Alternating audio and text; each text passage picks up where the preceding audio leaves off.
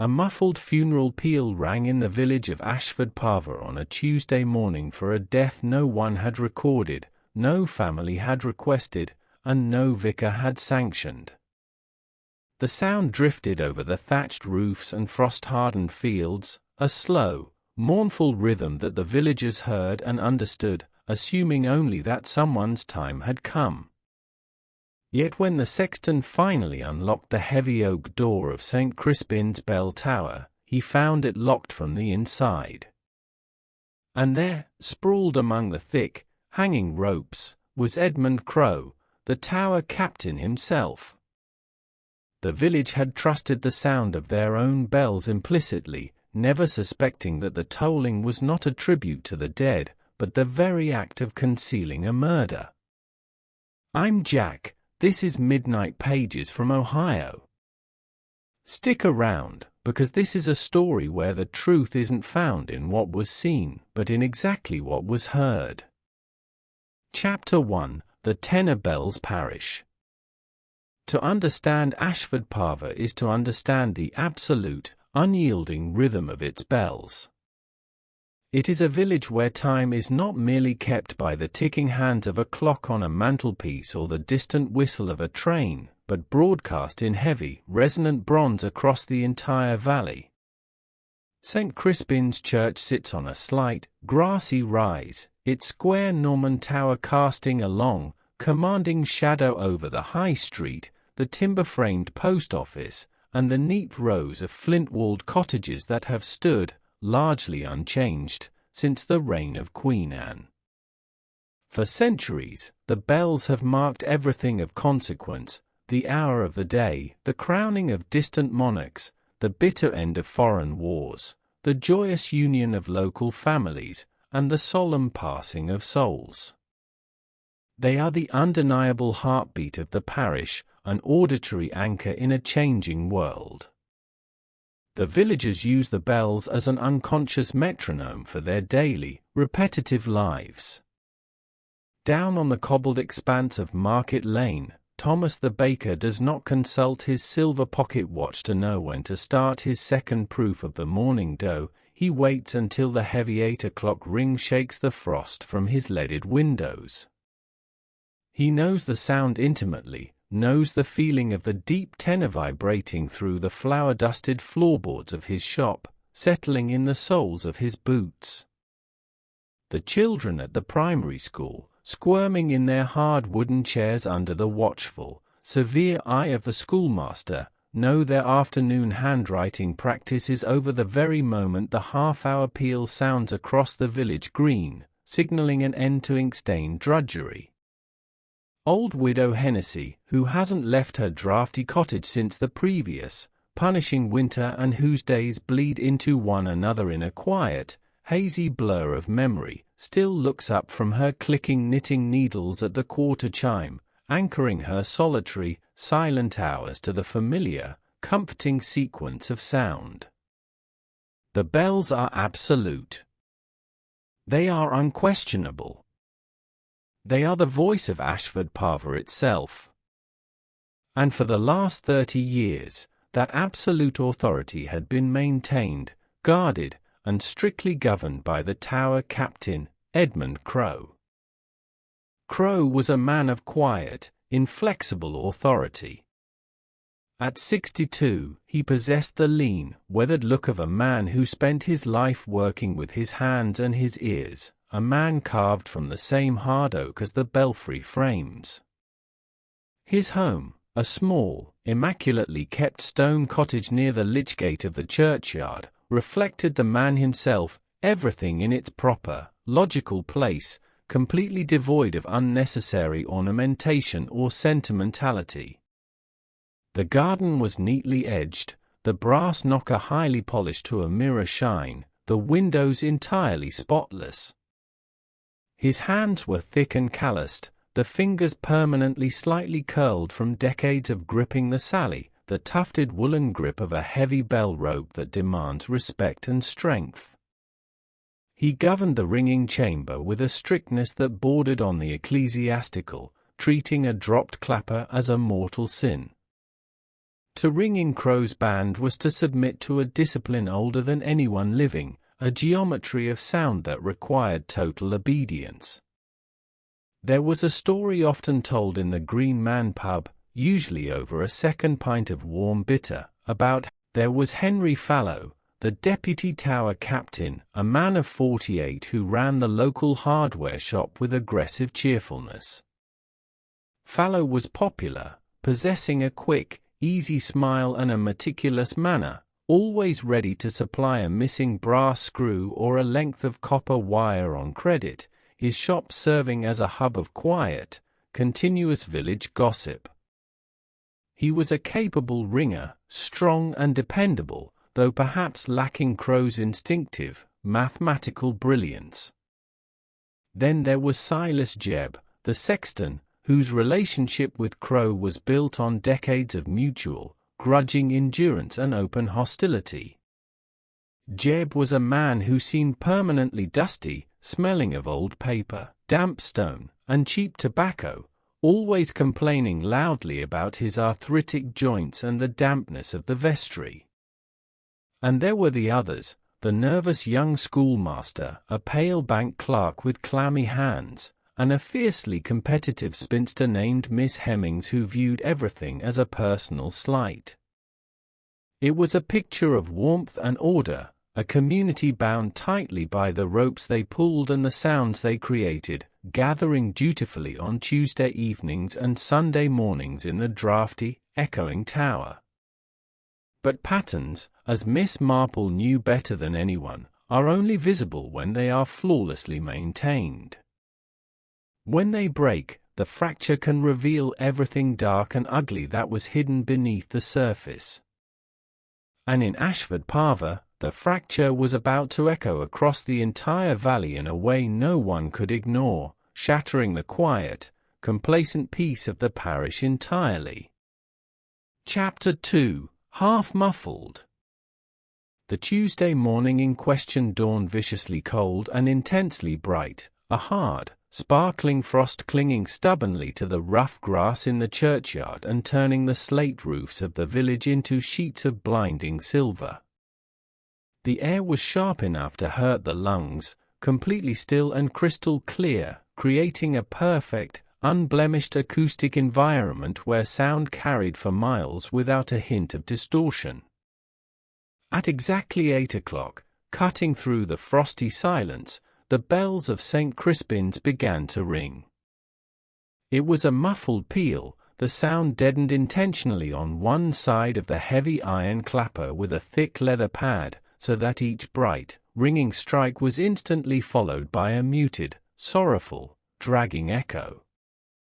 It is a sound designed specifically to evoke grief, a heavy, laborious rhythm that commands respect, lowers voices, and forces quiet contemplation upon anyone who hears it. It speaks of the earth, and of endings.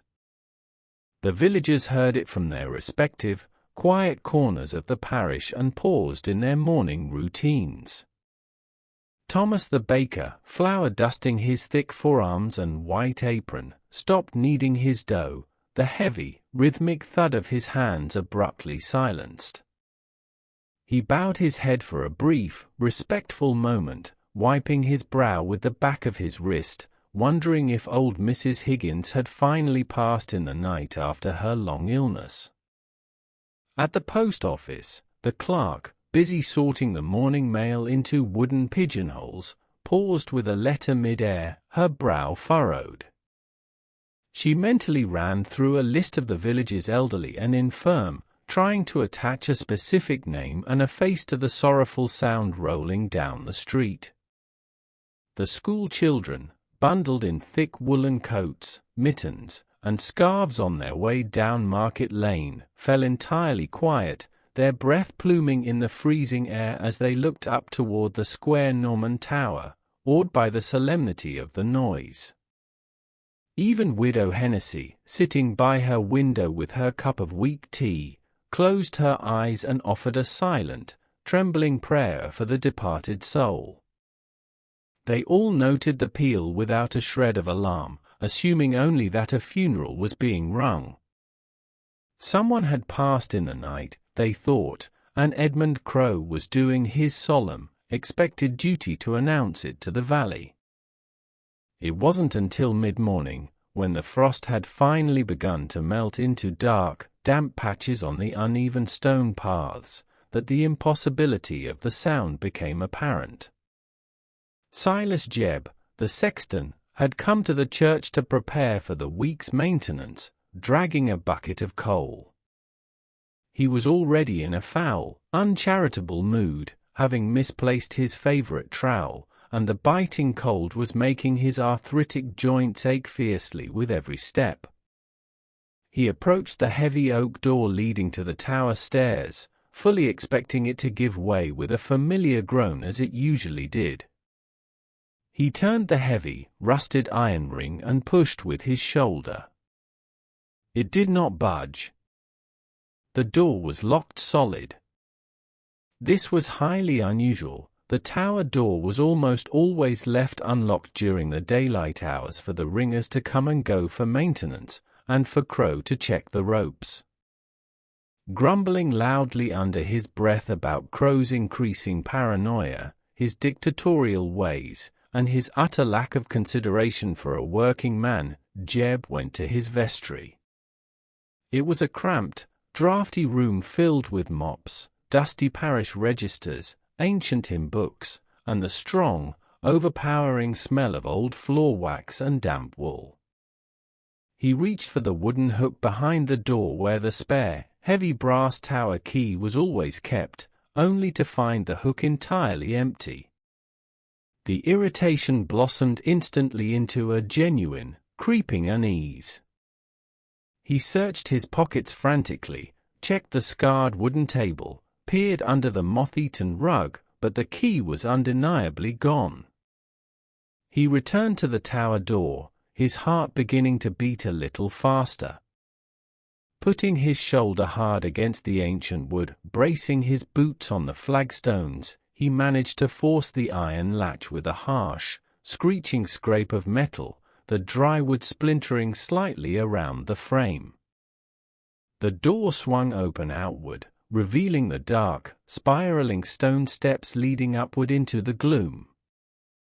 He climbed slowly, his breath rasping loudly in his narrow chest, the deep chill of the stone walls seeping directly into his bones. The air grew staler the higher he went.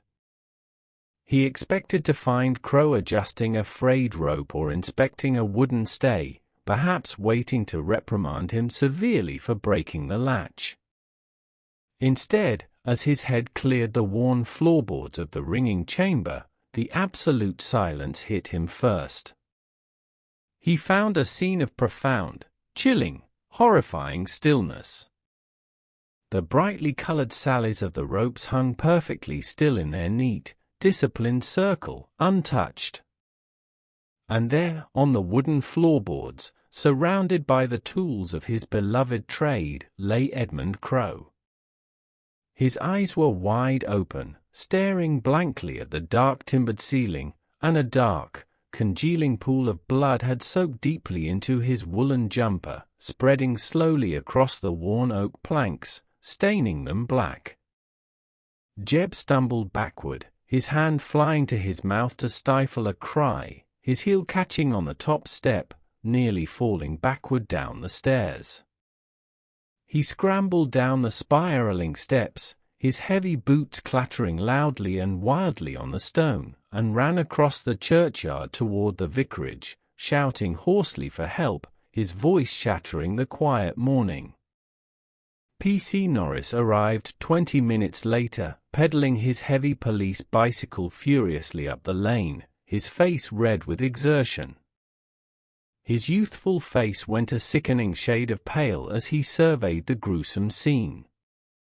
The chamber had been locked from the inside. Crow's own master key was found safely tucked in his inner waistcoat pocket, undisturbed.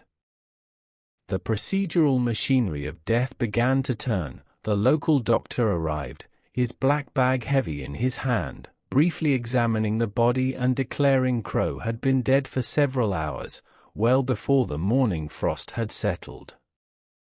A crowd began to form quickly at the wrought-iron church gate, whispers passing from person to person like a sudden, chilling breeze, the shock palpable and heavy in the cold air. The truly impossible detail emerged when Reverend Arthur Pym pushed his way through the gathered crowd, his face ashen, his clerical collar slightly askew, looking as though he had seen a ghost. P.C. Norris, notebook in hand, attempting to maintain professional decorum, asked the vicar gently who the morning's funeral peal had been for, so they could begin piecing together Crow's final actions. The Reverend stared at the young constable, completely bewildered, his mouth opening and closing. "Funeral?" "Norris, there is no funeral," the Reverend stammered, looking up at the silent tower. "No one in the parish has died. I have sanctioned no peal." The bells themselves held the next horrifying contradiction. Norris, fighting his own rising dread, climbed carefully to the belfry above the ringing chamber, the air thick with the smell of pigeon droppings, old brass, and grease. The heavy, thick leather muffles were still strapped securely and tightly to the iron clappers. Yet, when questioned later that afternoon, not a single member of the ringing band remembered putting them there. Crow had been fanatic, almost obsessive, about the muffles. They were only ever applied immediately before a requested funeral and removed directly, almost reverently, after. Someone had locked the door from the inside, brutally killed the tower captain in the dark, climbed the wooden ladder to the belfry to strap the heavy leathers to the bells, rung a flawless funeral peal for a death that hadn't happened, and vanished into thin air. The village was plunged into a deep, unsettling paralysis, a profound, collective shudder, realizing the comforting sound they had trusted all morning had been a meticulously crafted, terrifying lie. Chapter 3: Grandsire Triples. Grandsire Triples is not merely a piece of music, it is an architectural structure built entirely of sound, a staggering feat of physical mathematics and intense concentration. To understand it, you must imagine 7 heavy bronze bells in constant, intricate, perilous motion, trading places in a highly regulated, shifting sequence, while the massive tenor bell strikes a steady, grounding, unyielding beat at the absolute end of every row. It is a dance of enormous weight, blind trust, and split-second precision. At its heart is that hunt bell, the one bell that follows a simple, repeating, almost relentless path from the front of the sequence to the back and forward again. The other 6 bells cross and weave behind it in a pattern as old as the English church itself, creating a cascading, tumbling waterfall of bronze that fills the air and shakes the tower walls. The ropes snap taut with a sharp, fibrous crack, the ringers pull and release with perfectly timed, practiced strength, the brightly colored sally flying up toward the dark ceiling and down to the floor in a mesmerizing blur of wool. The listener below does not hear individual notes, they hear a continuous, rolling wave of sound that somehow, miraculously, never trips over itself. It requires intense concentration, brutal physical stamina, and an unwavering internal rhythm. It was this precise, demanding method that had been rung that morning, rolling out across the frozen fields, or so it seemed to the village below. Old Mrs. Briggs lived in the small, thatched cottage directly adjacent to the churchyard, her narrow back garden, currently hard with frost, backing right onto the low, crumbling flint wall that separated the living from the dead. Her kitchen was a warm, cluttered, intensely domestic space, permanently smelling of drying lavender hanging from the beams, strong black tea, and whatever rich pastry was currently baking in the oven. For 50 years, she had stood at her porcelain sink, washing her breakfast dishes, and listened to the St. Crispin's bells. She knew their individual voices better than she knew the voices of her own grandchildren. She knew the bright, slightly aggressive, eager strike of the treble, and the deep, slightly flat, mournful resonance of the tenor. She knew when the band was tired, the rhythm dragging, when they were triumphant, the notes bright and sharp, and when they were merely practicing, stumbling over complex crossings. When Miss Marple called on her that afternoon, ostensibly to politely ask after her recurring rheumatism and deliver a small, carefully wrapped jar of Mrs. Peal's famous blackberry jam, the conversation naturally, inevitably turned to the morning's shocking tragedy. "A terrible, terrible thing, Miss Marple," Mrs. Briggs said, her worn hands busy with a damp dishcloth, her eyes staring out the small, leaded window toward the square, imposing tower that now felt suddenly sinister. And him ringing so poorly at the very end, too. A real shame for a man of his standing to go out on a bad touch. Miss Marple looked up from her knitting, her needles pausing for a fraction of a second, a spark of sudden interest in her mild blue eyes. "Poorly, Mrs. Briggs? I was told Mr. Crow was an exceptional ringer. The very best in the entire county." "Oh, he was," the old woman agreed immediately, vigorously scrubbing a floral teacup until it squeaked loudly in protest. "The absolute best we've ever had. But this morning, during the Grandsire, the hunt bell hesitated. Just a fraction of a second, mind you, hardly noticeable to most. A little, breathless pause before the lead, as if the ringer had suddenly forgotten where they were meant to be in the pattern.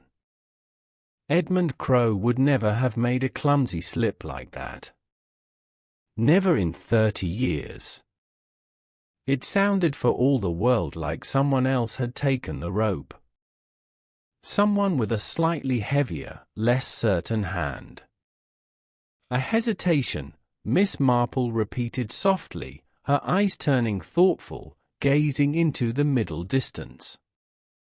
"Are you quite certain, Mrs. Briggs? It is terribly easy to mishear a single strike in such a complex, overlapping pattern." "I am as certain as I am of my own name," Mrs. Briggs replied firmly, setting the cup down on the wooden draining board with a definitive click. "I've heard him ring that hunt bell 1,000 times. That was not Edmund Crow ringing it this morning." Miss Marple filed the sharp observation away in her meticulous mind. A hesitation. A minute deviation from the perfect, mathematical pattern. The sound of someone impersonating a master, and failing for just a split second under the pressure. Later that day, Henry Fallow returned to the village. He had been away in Lamford attending a regional district guild meeting, a solid, easily verifiable alibi that placed him safely 5 miles away in a crowded room during the ringing of the fatal peal. His arrival caused a minor, buzzing stir outside the post office. He stepped out of his dark green Morris Minor, looking visibly shaken by the news, his usually neat, aggressively cheerful appearance slightly disheveled, his tie loosened, his hair uncombed. He spoke highly and tearfully of Crow to the gathered villagers, expressing his profound sorrow and deep, uncomprehending shock. "A tragedy," he kept repeating, shaking his head slowly, his hands jammed deep into his heavy coat pockets as if seeking warmth he couldn't find. "A terrible, senseless tragedy. I can hardly believe it." But Miss Marple, observing him quietly from the shadows of Mrs. Peal's parlor window across the narrow lane, watched him for much longer than the others did. She noticed a certain, rigid tension in his jaw, a tightness around his eyes that spoke of something far more complex and urgent than mere grief. He walked with the hurried, deliberately measured steps of a man trying very, very hard to appear entirely normal, intensely conscious of being watched by the village. When he fumbled slightly while unlocking the door to his hardware shop, dropping his heavy ring of keys on the pavement with a loud, startling clatter, Miss Marple's pale blue eyes narrowed just a fraction. He bent to retrieve them, his movements jerky, sudden, and uncoordinated. It was the behavior of a man under immense, almost unbearable strain, carrying a weight far heavier than sorrow. Chapter 4: A Plain Bob and Company. If Grandsire Triples is the complex, towering architecture of bell ringing, Plain Bob Minor is the sturdy, essential, unyielding foundation. It is the method upon which almost all bell-ringing education is built, the very first mountain a novice must climb. It uses 6 bells in the simplest of the standard methods, beloved by ringers for its clean, predictable, satisfying geometry. It is built entirely on bobs and singles, little, sharp internal signals called out by the conductor that shift the entire pattern at expected, highly regulated moments. Because of its rigid, uncompromising structure, the number of ringers involved is absolutely fixed. You cannot ring Plain Bob Minor properly with 4 bells, nor with 7. To a trained, observant ear, the weave of the sound reveals exactly how many bells are striking, much like threads in a tightly woven tapestry. A missing thread leaves a glaring, undeniable hole in the auditory fabric. Reverend Arthur Pym was not a ringer himself. He was a man of books, theology, and quiet contemplation, vastly preferring the dusty, peaceful solitude of his study to the draughty, noisy, physically demanding, and often contentious chamber of the tower. But a lifetime serving in the church, living in the shadow of the belfry, had tuned his ear to the basic rhythms of the bells. When Inspector Craddock, a sharp-featured, impatient man called in from the county force, formally interviewed him, the scene took place in the vicarage study. The room was a sanctuary, smelling heavily of sweet pipe tobacco, old leather bindings, and damp wool. The walls lined floor to ceiling with dense theological texts that the inspector eyed with deep suspicion. "I heard the peal, of course, Inspector," the Reverend said softly, adjusting his wire-rimmed spectacles and looking nervously at the stern-faced detective, who sat stiffly, notebook poised, on the very edge of a cracked leather armchair. "It began just as I was sitting down to my morning tea and toast. I assumed Edmund was practicing, or perhaps, well, I didn't think much of it, to be perfectly honest. We are so used to the sound, you see. It becomes part of the background, like the wind in the trees." The inspector, a man who strongly preferred hard physical evidence, blood, fingerprints, footprints, to vague auditory memories, grunted heavily, his pen hovering menacingly over his notebook. "And you noticed absolutely nothing unusual, sir? No shouts from the tower? No signs of a physical struggle before the bells began?" "Nothing at all, Inspector. Just the bells. And the very deep frost." It was Miss Marple, seated unobtrusively in a wing-back chair in the darkest corner of the study, nearly invisible among the shadows, who asked the crucial question. "Forgive me, Vicar," she said softly, her knitting needles clicking a steady, innocent rhythm, projecting an air of theatrical, dithering helplessness. "But how many bells would you say were actually ringing? I know it is terribly difficult to tell when one is not paying strict attention, but did the peal sound full to you?" Did it have its usual, robust body? The Reverend paused, his brow furrowing deeply as he mentally replayed the morning's sound, sifting carefully through his auditory memory, trying to isolate the notes from the memory of his breakfast. The room went entirely silent. The inspector sighed loudly and impatiently, clearly irritated by the interruption from a civilian, but Miss Marple waited with placid, unbreakable calm. Full? No, the vicar finally said, looking genuinely surprised at his own sudden realization, his eyes widening behind his glasses. No, now that you mention it, Miss Marple. It sounded thin. Yes, distinctly thin, almost hollow. I should say 5 bells. Perhaps 6 at the absolute most. Certainly not the full 8 of the tower. The inspector looked sharply, almost accusatorily, at Miss Marple, then turned his intense, predatory gaze back to the vicar. 5 bells? Are you quite certain, sir? A funeral peal requires a full, capable band.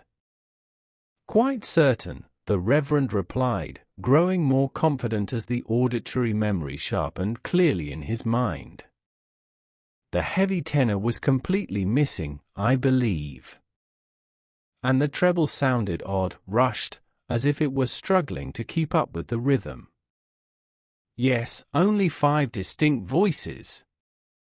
The question hung heavy, loaded, and highly dangerous in the quiet room. A standard funeral peal required at least 6 ringers to safely and smoothly manage the heavy, unpredictable ropes. If there were only 5 bells sounding, the band that morning was not a band at all. It was a significantly smaller group. Perhaps even a single, desperate person, tolling a simplified, reduced pattern to mimic a full peal, pulling multiple ropes in a frantic, exhausting dance, hoping the villagers' assumption of normalcy would fill in the glaring, obvious gaps in the sound. The investigation turned briefly, and perhaps inevitably, to Silas Jebb. The inspector summoned the sexton to the vestry for a formal, aggressive interview. Jebb arrived smelling strongly of damp earth, unwashed clothes, and deep, simmering resentment. The inspector quickly established Jebb's access, the heavy iron keyring jangling heavily at his hip, his detailed knowledge of the muffled chest in the belfry above, and his unrestricted movement through the church itself. Jebb's many grievances were given full, bitter, spittle-flecked voice. Crow was a tyrant, plain and simple, Jebb spat, leaning heavily on a splintered broom handle, his face flushed and angry, mottled red. Treated the tower like his own private kingdom, he did. Treated me like a servant, demanding I sweep up after them like they were royalty, and complaining about the dust. It was a widely known fact in the village that Crow had formerly reported Jebb to the church board for drinking heavily on duty 2 years prior, a slight Jebb had never forgiven. He had the keys, the opportunity, and the explosive temper. But Miss Marple, listening carefully from the hallway through the open vestry door, thought Jebb's anger was far too loud, too unpolished, and too chaotic to be the mask of a coldly calculating murderer. A man like Jebb, when pushed, would strike in a drunken, sloppy rage. He would absolutely not construct a complex, mathematically precise auditory alibi. Chapter 5: Stedman's Odd Number. Stedman doubles is a method of exquisite, almost maddening complexity, a beautiful but notoriously demanding puzzle constructed entirely of sound. It uses 5 bells and is built on a dizzying pattern of crossing pathways and tightly woven sixes, intricate blocks of changes that require an odd number of working bells to function at all. Named for Fabian Stedman, a legendary 17th-century ringing pioneer who first codified the mathematics of the art, it is as beautiful to hear as it is treacherous to execute. It cannot simply be counted like the sturdy plain bob, it must be felt in the muscles, the bones, and the very blood of the ringer. It fiercely rewards those who possess an innate, unshakable sense of rhythm and a deep, instinctive understanding of the heavy bronze's momentum. To ring Stedman properly is to surrender entirely to a sweeping current of sound, anticipating the massive, pulling weight of the bell before it even begins to shift on its wheel. A particular, highly specific quirk of Stedman is the way a ringer handles the treble bell during the lead, the critical moment when the bell moves to the very front of the sequence to strike first. It requires a specific, fluid flick of the wrist on the sally, a technique that varies subtly but distinctly depending on where, and by whom, a ringer was initially taught. It was during the quiet, tense discussion of this very method among the remaining ringers that Dorothy Crow arrived back in Ashford Parva.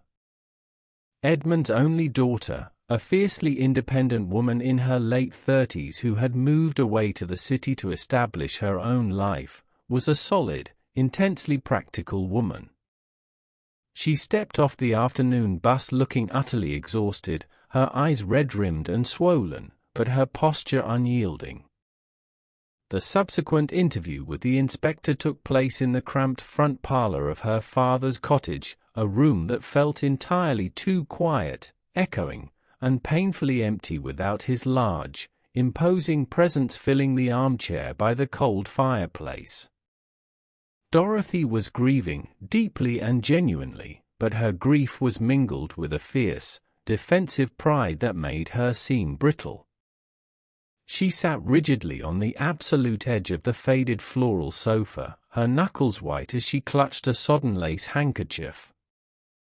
Her alibi for the morning of the murder was unshakable, delivered with a sharp precision that bordered on open defiance. She had been sitting in a solicitor's office in Market Brington, 10 miles away, meticulously discussing the sale of a small, disputed property she had inherited from her mother. "I arrived at Mr. Finch's office at exactly 10 minutes to 8, she told the inspector, her voice trembling slightly but her dark gaze perfectly steady, locking onto his. "His secretary, Miss Higgins, offered me a cup of tea." Mr. Finch came out of his inner office at precisely 8 o'clock, just as the large church clock in the market square struck the hour. We were together in his office until nearly 10, going over the contracts line by line. The inspector nodded slowly, taking copious notes in his small book. The solicitor had already thoroughly confirmed this timeline over the telephone. However, the village gossip mechanism, always remarkably swift and entirely merciless, had already generously supplied the police with a motive. The local postmistress had told Thomas the baker, who had mentioned it to the vicar's wife, who had ensured the inspector knew before lunch, Dorothy and her father had quarreled bitterly just 3 days prior. It had been a loud, highly public disagreement in the churchyard after Sunday service, their voices raised angrily over the very property she was now finalizing the sale of. Edmund had desperately wanted it kept in the family, preserving their small local legacy. Dorothy had stubbornly insisted on her independence and the much-needed capital the sale would provide. She was guilty of nothing but raw grief and the exact same stubborn, unyielding nature she had inherited directly from her father, but in a murder investigation, a public family quarrel is a blazing beacon, illuminating the darkest, most uncharitable suspicions. That evening, Miss Marple sat quietly with Mrs. Peal by the drawing-room fire. The wind rattled the loose window panes, promising snow, but the hearth was warm, the coals glowing a deep, comforting, hypnotic red. "I met Mr. Fallow again today, outside the butcher's," Miss Marple remarked casually, her knitting needles clicking a steady, soothing rhythm against the firelight. "A very capable, energetic man, it seems. Do you happen to know where he learned to ring, Jane?" Mrs. Peal frowned, her own knitting momentarily forgotten in her lap as she searched her memory. "Not here in the village, certainly. He moved to Ashford Parva about 10 years ago, completely out of the blue. Set up the hardware shop in the old bakery. From somewhere up in the north, I believe. Yorkshire, perhaps? Or Lancashire. He never speaks much of his life before he arrived here. Keeps himself to himself, mostly, except for the church." "How very interesting," Miss Marple murmured, carefully adjusting her wire-rimmed spectacles on her nose and examining a dropped stitch. "I noticed he has a very distinct, rather unusual way of using his left hand when he handles a rope. A slight, almost imperceptible twist of the wrist on the sally, bringing his elbow up just a fraction higher than necessary. It's a highly specific regional habit. I saw it once, many years ago, in a young man from Halifax who came to fix my nephew's roof." "What does that possibly matter?" Mrs. Peal asked, looking highly skeptical and slightly impatient with her friend's wandering mind. "A twist of the wrist doesn't make a man a murderer, Jane. It's just a habit." "It matters," Miss Marple said softly, her voice suddenly losing its dither and filling with quiet, absolute certainty, because Edmund Crowe was a famously strict traditionalist. He taught every single ringer in this village himself, from scratch. He insisted on the standard, formal grip, hands perfectly square. He would never, ever have tolerated a left-hand lead in his tower. He would have corrected it instantly, probably quite loudly. But that left-hand lead was heard clearly this morning, woven seamlessly into the Stedman Peal. Chapter 6: Cambridge and the Silent Change. Of all the standard, recognized methods in the English ringing tradition, Cambridge surprise minor is perhaps the most universally celebrated and, without question, the most brutally unforgiving. It is a surprise method, a term that means its internal structure is highly complex, constantly shifting, and designed specifically to challenge the ringers and keep them perpetually on edge. Its defining, treacherous characteristic is a specific moment when a single bell is required to rest, unexpectedly, in the exact same position for 2 consecutive rows, holding its breath while the others weave chaotically and loudly around it. It demands absolute, unwavering concentration. The slightest human distraction, a sneeze, a dropped gaze, a stray thought about the week's groceries, can cause the entire delicate pattern to collapse instantly in a horrifying, public cacophony of clashing bronze. It was this specific, dangerous complexity that made Mrs. Marjorie Flood's accidental contribution to the case so absolutely vital, though the elderly woman didn't realize it at the time. Mrs. Flood was a slightly eccentric, deeply enthusiastic elderly woman who lived in the small, ivy-covered cottage directly opposite the heavy oak gates of the churchyard. Her house was a chaotic, cheerful haven of empty bird cages, worn field guides, muddy Wellington boots, and half-finished cups of tea. She was an avid amateur ornithologist, well known in the village for wandering the damp lanes at dawn with a pair of heavy, military surplus binoculars strapped securely around her neck. She had a long-standing habit of leaving a bulky, battery-operated tape recorder resting on her open windowsill, its cheap microphone pointing out toward the large oak trees, to capture the elusive morning birdsong. On that particular, fatal Tuesday, she had set it out before dawn, hoping to record a rare warbler she thought she'd heard the day before, and had simply forgotten all about it when she went into the kitchen to make her morning porridge. When P.C. Norris, doing his rounds, learned of this from the milkman, who had noticed the spinning reels of the recorder on the sill, he promptly retrieved the tape and brought it directly to the inspector. They gathered in the vicarage study to play it, the heavy, dusty velvet curtains drawn tightly against the grey afternoon gloom, lending the room a tense, claustrophobic air. Miss Marple, Reverend Pym, the inspector, and Norris all crowded around the small, humming machine, their faces illuminated by the small red light of the playback button. The atmosphere in the room was tense and highly expectant. First came the dawn chorus, the trills and sharp chirps of the local sparrows and finches cutting clear and bright through the scratchy, low-fidelity audio hiss. Then, a few minutes later, the heavy, profoundly muffled strike of the bells beginning their peal cut violently through the birdsong. The sound was heavily distorted, overloaded by the sheer volume of the bronze so close to the microphone, but the method was distinctly recognizable. The inspector listened with a deep, frustrated scowl, finding nothing in the playback but noise and severe irritation. "There, did you hear it?"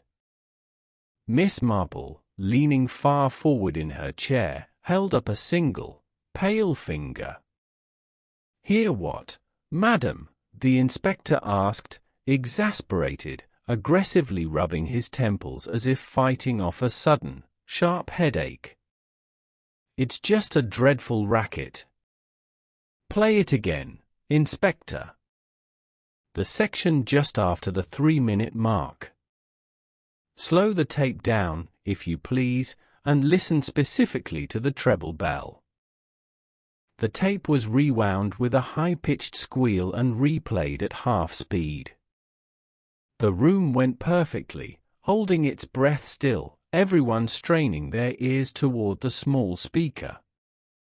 Amidst the complex, cascading, overwhelming sound of Cambridge surprise, there was a distinct, undeniable gap.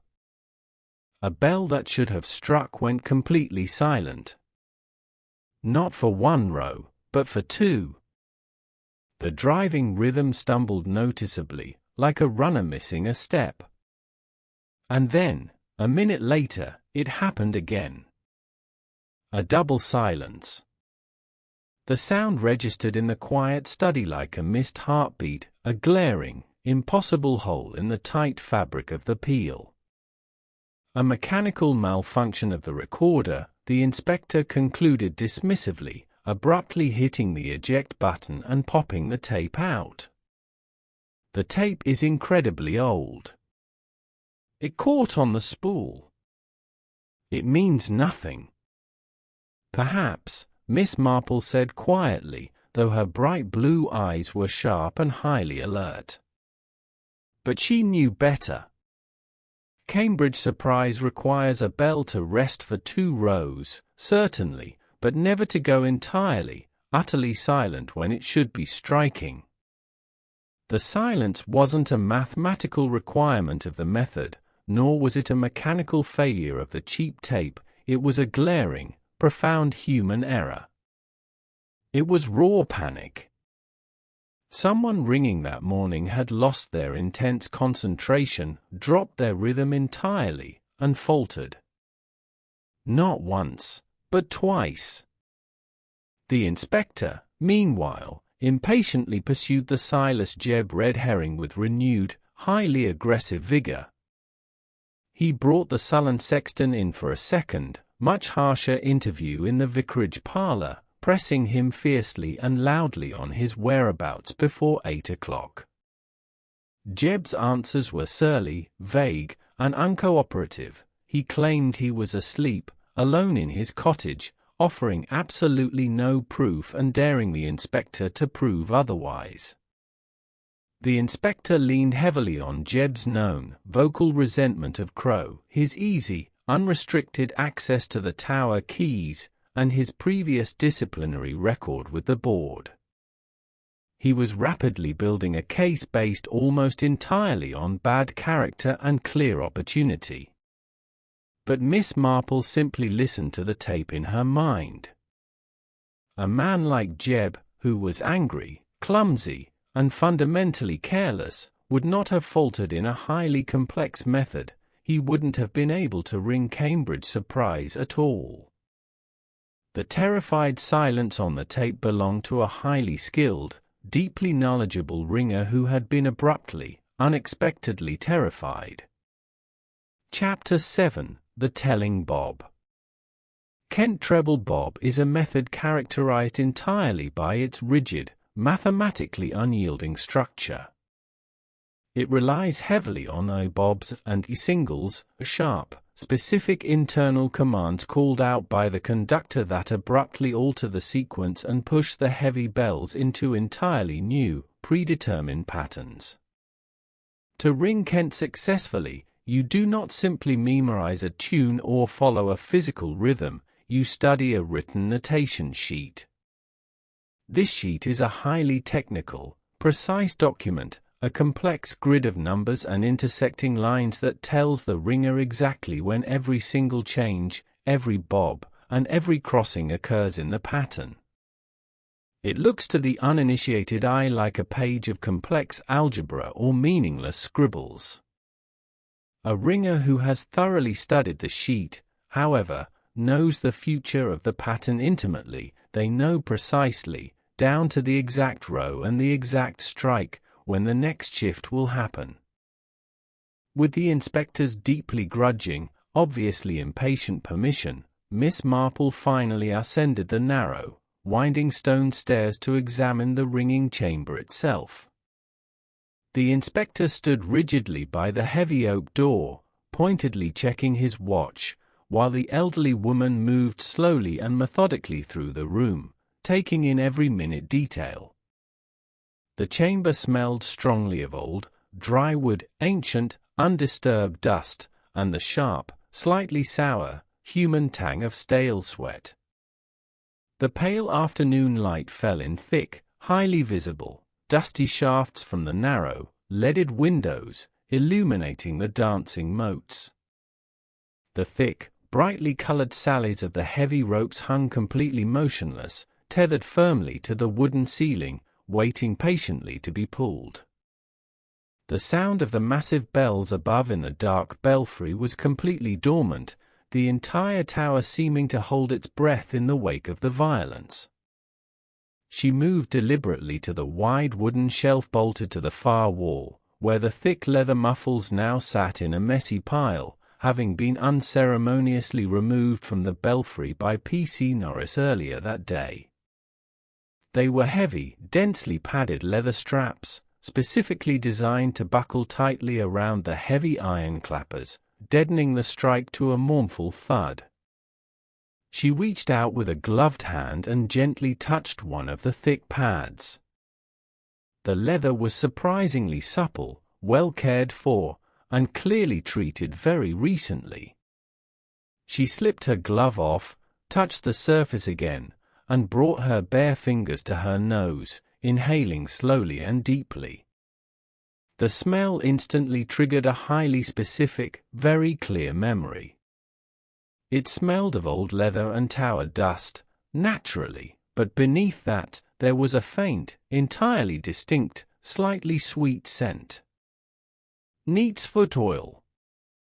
She turned slowly to look at the dark corner of the chamber, where Crow kept the tower's general maintenance supplies in an old, splintering wooden crate.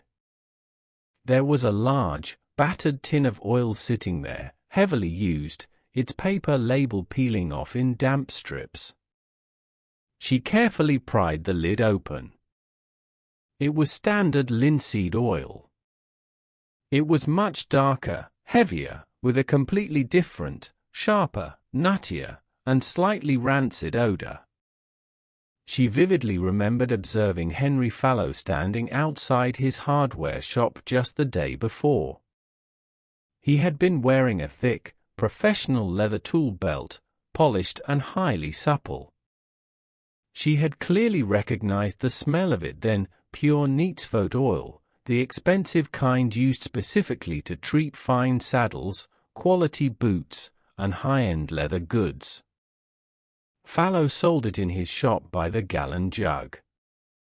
She mentioned this crucial discovery to absolutely no one, quietly wiping her fingertips clean on a lace handkerchief and politely, almost meekly, thanking the inspector for his valuable time, leaving him to puzzle over her strange, unbroken silence as she carefully descended the stairs. Later that same afternoon, the investigation took a sudden, highly dramatic turn.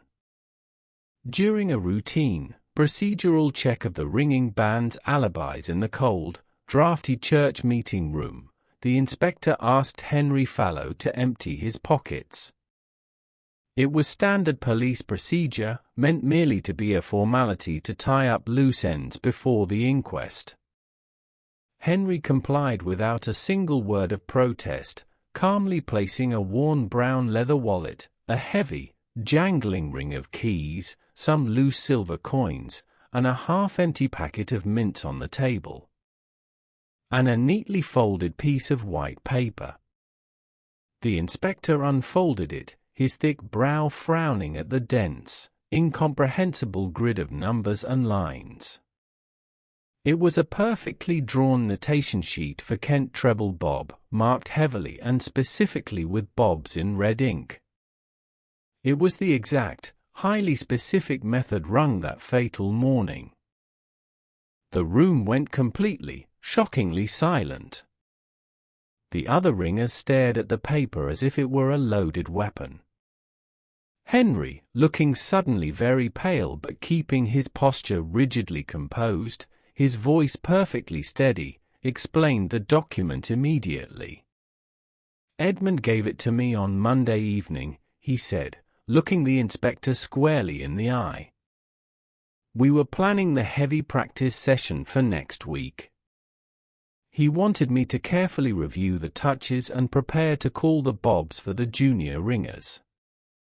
It was a perfectly plausible, entirely rational explanation. The inspector could not possibly contradict it. Crow was dead and could not deny handing over the paper.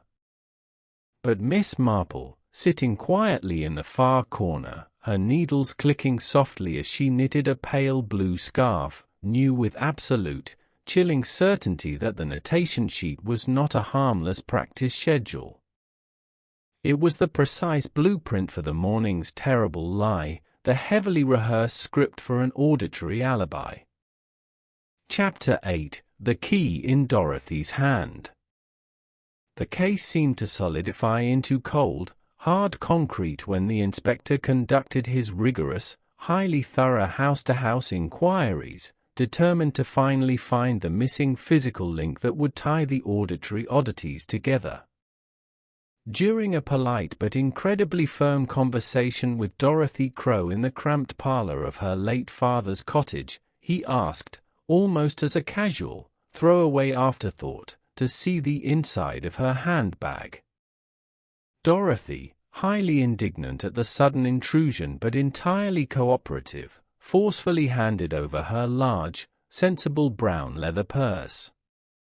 The inspector systematically sifted through the mundane contents: a silver compact, a tube of pink lipstick, a punched train ticket from the city, a handful of loose copper change. But tucked deeply into a hidden, zippered side pocket was a heavy, dull brass key. He pulled it out, holding it up to the harsh light of the window, immediately recognizing the distinctive, heavy, antique cut of the church's ancient locks. It was an exact, perfectly cut copy of the master key to the ringing chamber's heavy oak door. Dorothy stared at it in genuine, unfeigned shock. Her hand flew to her mouth, her dark eyes widening in sheer horror. "I? "I have had that for months," she stammered, the color completely draining from her face, leaving her looking suddenly ill. "Father gave it to me in the early spring. He said if I ever needed to leave fresh flowers in the church for Mother's memorial when Silas was away and the main doors were locked, I could use the side door and the tower entrance to get directly to the vestry." The inspector's face was completely unreadable, his professional manner smooth, painfully polite, and entirely impenetrable. "It is a highly restricted key, Miss Crowe. Your father was known throughout the entire county to be exceptionally particular about exactly who had unrestricted access to his tower."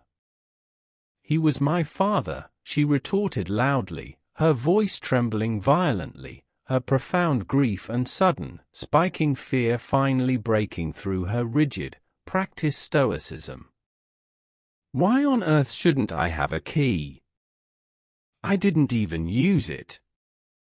I haven't set foot in that dusty tower in over a year. You cannot possibly believe I would violently hurt my own father over a piece of land." The inspector did not voice his doubts aloud, but his conclusions were forming rapidly, snapping into place in his mind like a heavy iron lock engaging. He assembled the case against her methodically, outlining it in his notebook. Dorothy had a key, granting her secret, unrestricted access to the locked room. She had a massive, undeniable motive, the bitter, highly public quarrel over the inheritance, shouted loudly enough to be overheard by half the village. And she had the opportunity. While her alibi in Market Brington was solid for exactly 8 o'clock, the medical examiner had cautiously placed the actual time of death much earlier, between 6 and 8 in the morning. She could very easily have visited the tower in the dark, killed him in a sudden fit of blazing rage, locked the door from the inside using her personal key to secure it, and driven frantically to the solicitor's office miles away long before the morning bells ever began to ring. Furthermore, the physical timeline tightened dangerously around her neck. 2 entirely independent witnesses had seen Dorothy walking hurriedly down the narrow lane near the church that fatal morning. The milkman, a highly reliable, incredibly observant man who knew everyone's exact schedule, had seen her at exactly 6:30, looking visibly rushed and distressed. Mrs. Higgins, an early riser famously known for her sharp eyes and even sharper tongue, had seen her just 10 minutes later, heading quickly toward the crossroads. Dorothy fiercely claimed she was merely walking to the main road to catch the early country bus to Lamford in order to transfer to Market Brington. The inspector viewed this as an incredibly weak, easily fabricated cover story for fleeing the immediate scene of a violent crime. In his mind, the logic was entirely sound, the physical evidence highly compelling. The case was, for all intents and purposes, nearly closed. Miss Marple sat comfortably in Mrs. Peal's sitting room, quietly sipping her hot, fragrant tea. The local village gossip, always moving vastly faster than the official police, had already delivered the scandalous news of the hidden key. "It looks terribly, terribly bad for the poor girl," Mrs. Peal sighed heavily, shaking her grey head mournfully. To actually kill one's own father over a miserable piece of land. And such an incredibly clever trick with the key, leaving the door securely locked from the inside to confuse everyone. Miss Marple set her delicate porcelain cup down very carefully on its matching saucer. "It is endlessly interesting, Jane, how very often a simple copy of a key is taken as absolute, undeniable proof of a terrible crime. In my long experience, ordinary people give out spare keys to their family members as readily as they give out their home addresses. It implies a deep, underlying trust, not a dark premeditation for murder. She looked thoughtfully out the window, her gaze fixing intently on the square, imposing stone tower of St. Crispin's rising starkly against the bruised twilight sky. Back in St. Mary Mead, old Mr. Henderson once gave his reckless nephew a key to the shop's safe. The nephew was immediately accused of theft, naturally, when the week's money went missing. But it was the quiet, unassuming clerk who took it, knowing perfectly well the nephew would instantly be blamed simply because of the key's existence. A key is a very useful tool, Jane. But it is also a highly convenient, incredibly effective distraction. She continued to look steadily at the dark tower, her face troubled, sensing the deep, fundamental unease of a puzzle that had been hastily assembled incorrectly, knowing with absolute certainty the real truth lay not in the cold brass key, but in the echoes of the bronze bells. Chapter 9: What the Bells Were Saying. Miss Marple officially requested the inspector's presence in the drafty church meeting room the following afternoon. It was a highly unusual, entirely formal request, and the inspector, though deeply skeptical and highly impatient to make a quick arrest, obliged out of a sheer, grudging respect for her quiet persistence. She had also politely asked the remaining members of the ringing band to attend, including Henry Fallow and Silas Jebb. Dorothy Crow sat quietly in the far corner, looking utterly exhausted, the dark shadow of the gallows seemingly hanging over her slumped shoulders. The room was tense, smelling sharply of cheap floor wax and stale, bitter coffee. The air was thick with apprehension as the villagers took their seats on the highly uncomfortable, creaking folding wooden chairs. "Inspector," Miss Marple began, her voice mild but carrying a quiet, unyielding, absolute authority that immediately commanded the room's full attention. "You have diligently built a very logical, highly competent case on the physical evidence, a locked door, a convenient spare key, a bitter family quarrel. But this particular murder was not concealed by physical means. It was brilliantly, coldly concealed by sound. I suggest we look at yesterday morning not as a brutal crime scene, but as a meticulously rehearsed ringing performance." She turned slowly to face the seated band. The room collectively held its breath. Let us carefully review the specific methods rung. First, the Grandsire Triples. Mrs. Briggs, who has listened to these ancient bells from her kitchen window for over 50 years, clearly heard the hunt bell hesitate. Edmund Crow was a recognized master, he simply did not hesitate. The person ringing the heavy tenor that morning was actively impersonating Crow's touch, and made a slight, fundamentally human error, a fraction of a second's delay in the heavy bronze swing. She paused, letting the heavy implication sink deep into the room. The inspector frowned deeply, his pen hovering over his notebook. She looked at Reverend Pym, who sat near the front, nervously, almost frantically twisting his pale hands. Next, the plain bob. The vicar accurately noted there were only 5 distinct voices ringing, not the 6 strictly required, nor the 8 bells available in the tower. The peal was not rung by a full, cooperative band. It was rung by a single, highly skilled individual, tolling a simplified, vastly reduced pattern, desperately pulling multiple heavy ropes to create the clever illusion of a full peal.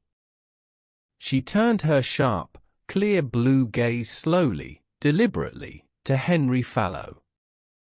Henry sat perfectly still, his large hands clasped so tightly in his lap that his knuckles were bone white. Then, the Stedman doubles. There is a very particular, highly noticeable quirk in the way the treble bell is handled during the lead. A left-hand twist. It is a regional habit, Mr. Fallow, one you brought with you from the distant north. Crow despised it and never allowed it in his tower. But that specific left-hand lead was heard clearly this morning, woven seamlessly into the complex pattern. Henry swallowed hard, the sound loud in the quiet room. A muscle ticked frantically, visibly in his tight jaw. The other ringers turned slowly to look at him, their faces registering dawning shock. The Cambridge surprise, Miss Marple continued, her voice gaining a rhythmic, highly inevitable momentum, recorded accidentally on Mrs. Flood's tape recorder, contained two distinct, impossible moments of utter silence. Why? Because the single ringer, trying desperately and sweating heavily to manage multiple ropes, heard someone passing on the gravel lane below. The milkman, perhaps, or Miss Crow rushing to catch her bus. The ringer panicked, faltered completely, and lost the demanding rhythm for 2 full rows before managing to recover the pattern. Finally, she addressed the inspector directly, her gaze locking onto his suddenly wide eyes. And the Kent treble bob. The heavy leather muffles on the bells were switched exactly at a bob, a specific call that radically changes the pattern. To know exactly when that bob was coming, down to the exact mathematical row, the ringer had to have thoroughly studied the written notation sheet in advance. The muffling was meticulously planned before the ringing ever began. Therefore, it was planned entirely before Edmund Crow officially died to the village, which means, Inspector, he was already dead before 8 o'clock. Miss Marple paused, letting the heavy silence settle over the room like dust. The faces of the villagers shifted rapidly from deep confusion to a horrifying, dawning realization. The disjointed pieces were clicking rapidly into place. "It reminds me," she said softly, her tone shifting to one of deep, genuine sorrow, "of poor Mrs. Perkins back in St. Mary Mead. Her husband ran the busy mill. When he fell terribly, incurably ill, she used to go down and blow the heavy steam mill whistle herself every single day at exactly noon.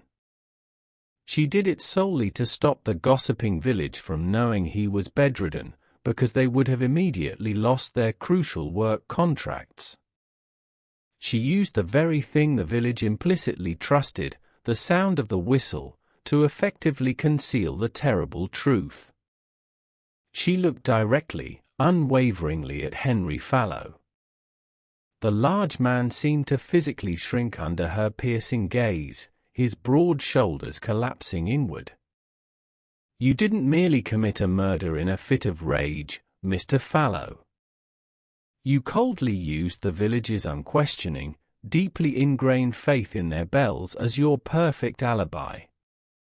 You violently killed him before 6, went to your meeting in Lamford simply to establish your presence, but you didn't stay.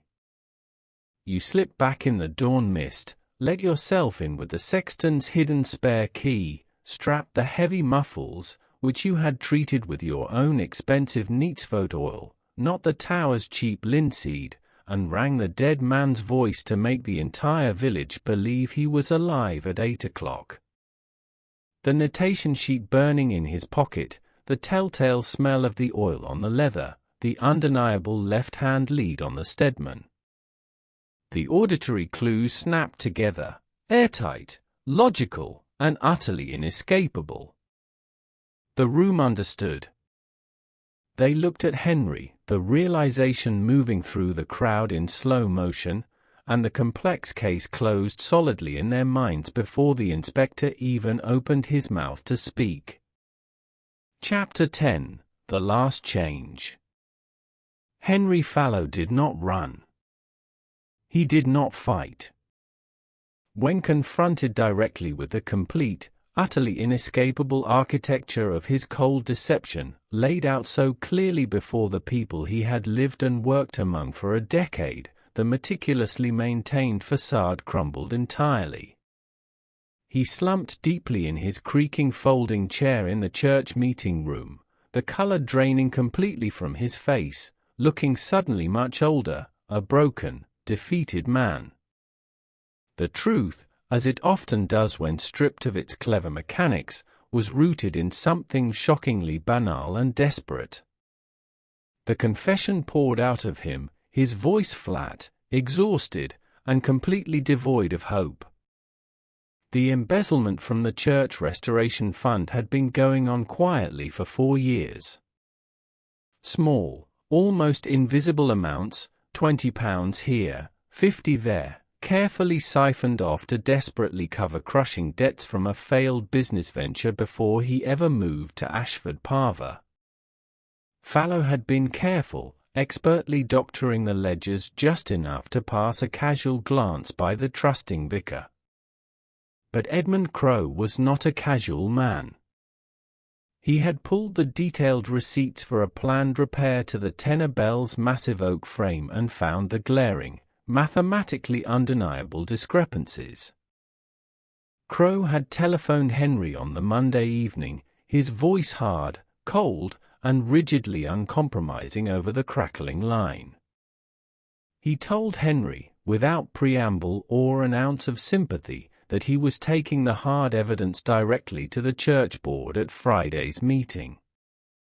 Desperate, his entire life on the absolute verge of ruin, Henry had gone to the tower before dawn on Tuesday, knowing with certainty he would find Crowe there doing his early maintenance. The confrontation in the dark, cold ringing chamber had been brief and incredibly bitter. Henry had pleaded for time, for mercy. Crowe had refused, absolute in his rigid morality. The murder itself was an act of sudden, terrified violence. Henry had grabbed a heavy iron clapper, waiting in a crate to be installed, and swung it in a moment of blind, animal panic. Crowe fell, and Henry was left standing over the broken body of a man he had genuinely respected, his hand stained with blood. The death was not deeply premeditated, but the alibi that immediately followed was a masterclass in swift, cold manipulation. Henry knew the intricate methods by heart. He knew the village would hear the bells and never question what they actually meant. He had formulated the brilliant plan standing there in the cold, bloody chamber, realizing the bells could provide his only escape. With Fallow's total confession, the dark, suffocating cloud of suspicion over Dorothy Crowe lifted immediately. The inspector formally, if stiffly, apologized to her in front of the entire room. The brass key in her handbag was exactly what she had claimed, a father's pragmatic, deeply trusting gift to his daughter, twisted into dark suspicion by circumstance and timing. Silas Jebb, whose name had drifted through the investigation like dark smoke, was confirmed entirely innocent. He departed the meeting room quietly rueful, muttering loudly to anyone who would listen about the sheer, absolute indignity of being suspected over a man who used the wrong oil on the tower's leather. The inspector wrote his detailed, comprehensive report. The county police departed in their sleek black cars, and the quiet village of Ashford Parva adjusted. Villages always do. They absorb the sudden shock, mourn the loss, and slowly, without drama, return to their deeply ingrained, comforting rhythms. The baker went back to kneading his dough, the school children went back to their loud, chaotic lessons. On the following Sunday, the massive bells of St. Crispin's rang loudly for the morning service. They were plain, entirely unmuffled, and full-voiced, a new, younger tower captain leading the band through the complex changes. Miss Marple stood quietly in the churchyard, her heavy coat buttoned tightly against the biting winter chill, and listened to the bright, cascading sound ringing out over the frost-covered graves.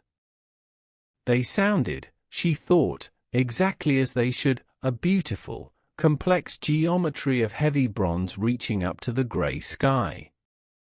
And yet, she knew with absolute certainty she would never hear them again in quite the same way.